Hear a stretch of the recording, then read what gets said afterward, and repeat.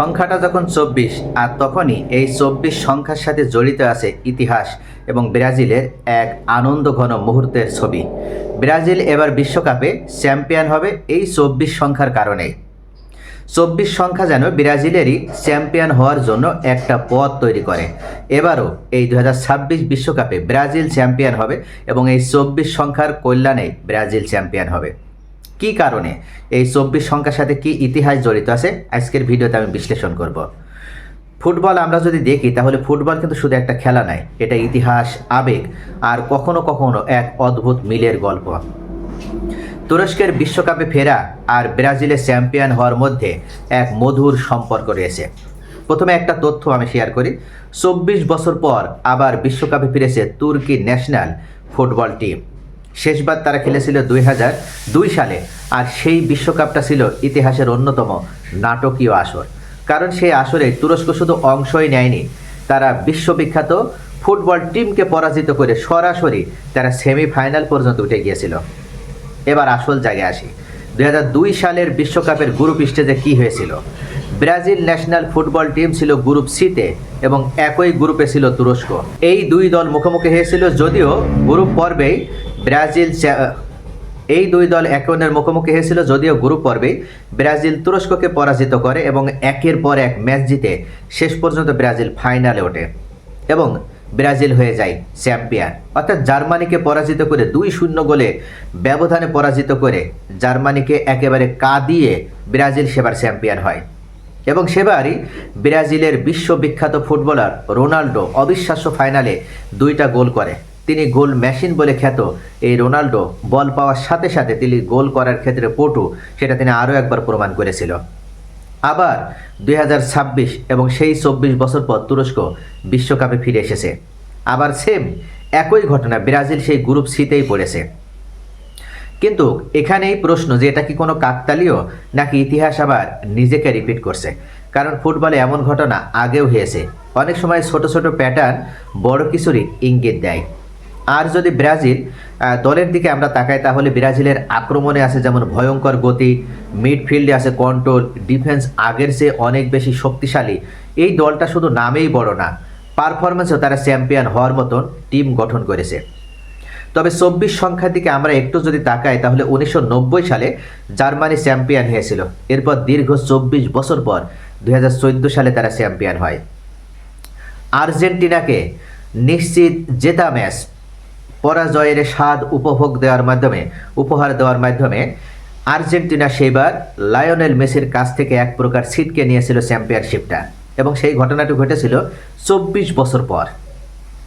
অর্থাৎ ২৪ সংখ্যাটা ব্রাজিলের সাথে শুধু নয়, ফুটবল ইতিহাসে এক অন্যতম মধুর এক ইতিহাস বারবার স্মরণ করিয়ে দেয়।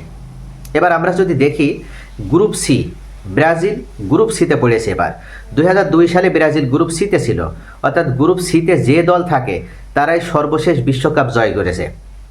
২০২২ আমরা যদি দেখি তাহলে আর্জেন্টিনা গ্রুপ সিতে ছিল এবং যে কারণে তারা বিশ্বকাপ জয় করেছে। ২০১৮ সালে ফ্রান্স, তারাও গ্রুপ সিতে ছিল এবং সেবারও তারা চ্যাম্পিয়ন হয়েছিল ক্রোয়েশিয়াকে পরাজিত করে।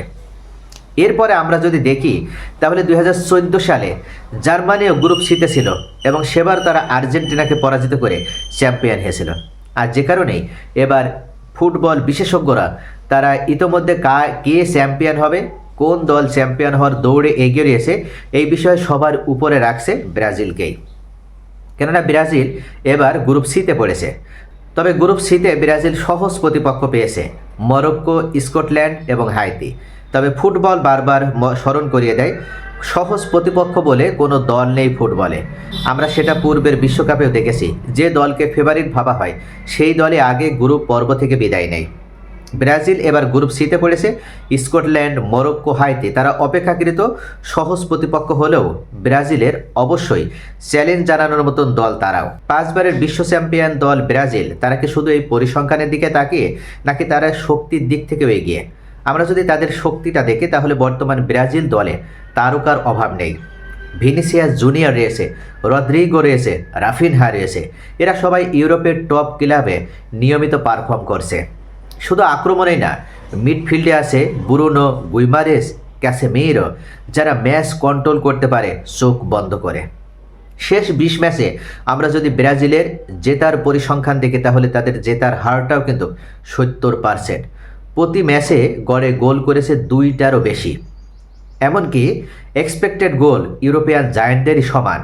তো সব মিলিয়ে একসময় ব্রাজিল মানেই কিন্তু শুধু আক্রমণ মনে হতো, অর্থাৎ ব্রাজিল মানে যখন রোনাল্ডো ছিল, রোনালদিনহো ছিল, তখন ধরে নেওয়া হতো যে এই দল আক্রমণে সেরা, তাদের ডিফেন্স দুর্বল। কিন্তু এখন ব্রাজিল আক্রমণে যেমন শক্তিশালী, ঠিক তেমনইভাবে ডিফেন্সেও ভয়ঙ্কর। ডিফেন্সে রয়েছে মার্কুইনোস এবং এডার মিলিতাও। এই দুজনের উপস্থিতিতে ব্রাজিলের ডিফেন্স লাইন অনেক বেশি সংগঠিত। শেষ 10 ম্যাচে ক্লিন শিট করেছে 6টি এবং প্রতি ম্যাচে গড়ে কনসিড করেছে 1-এরও কম। আমরা পুরনো অভিজ্ঞতা, নতুন আগুন, এই কম্বিনেশনটাই এখন সবচেয়ে ভয়ঙ্কর হিসেবে হাজির হয়েছে। নেইমারের ক্ষেত্রেও এখনও কিন্তু পুরোপুরি সম্ভাবনা নেই, অর্থাৎ নেইমার যেহেতু ইনজুরিতে আছে, নেইমার যদি ফিট থাকে তাহলে সে কিন্তু দলের জন্য আরও একটা বাড়তি অ্যাচিভমেন্ট এনে দিতে পারবে। এছাড়া ব্রাজিলের তরুণ তারকা এনরিকো রয়েছে। একদিকে স্কিল, অন্যদিকে স্পিড, প্রতিপক্ষের জন্য চরম এক দুঃস্বপ্ন উপহার দেওয়ার মতন দল গড়েছে ব্রাজিল। ব্রাজিল এখন শুধু সাম্বা ফুটবল খেলছে না, তার এখন ইউরোপিয়ান স্টাইলে অ্যাডাপ্টেডও। 4-3-3, 4-2-3-1 যে কোনো ফরমেশনে তার এখন কমফোর্টেবল। কাউন্টার অ্যাটাক, পজেশন, 2 স্টাইলেই দক্ষ। 5বার চ্যাম্পিয়ন এই ব্রাজিল দল, বিশ্বকাপে তাদের রয়েছে সর্বোচ্চ জয়ের রেকর্ড। নকআউটে অভিজ্ঞতা অন্যদের চেয়ে বেশি, তাই এই ইতিহাসে তাদের আত্মবিশ্বাস দিচ্ছে। এবং 24 সংখ্যাটা আর গ্রুপ সি এবং তুরস্ক এবার বিশ্বকাপে 70 বছরের ভিতরে 2বার অংশগ্রহণ, এটাই নিশ্চিত করে দিচ্ছে যে এবার বিশ্বকাপ ব্রাজিলের ঘরে যাবে এবং ব্রাজিল এবার হেক্সা জয় করার মিশনে তারা এই 2026 বিশ্বকাপে অংশগ্রহণ করছে।